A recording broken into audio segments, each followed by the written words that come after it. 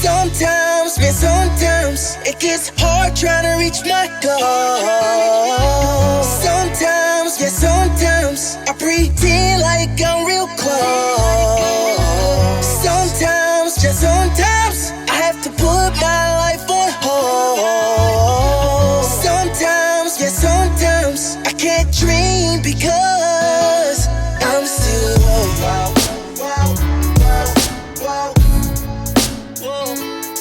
I'm still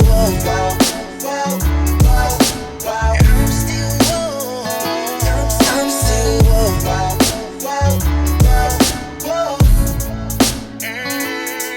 still yeah.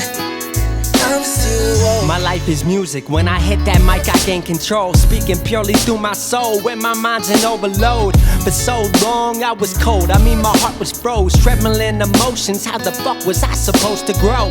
But how the fuck were they supposed to know that my ambitions had me dissing those creating distance from me and my goals? I was so bitter, feeling like I was the run of the litter. But now I deliver like Domino's dinner. Go call me whatever, but can't call me quitter. I'm stuck in my work. They don't wanna be eating, but then they dessert. Wasn't here in the kitchen, I ain't eating the dishes. Why they here for dessert?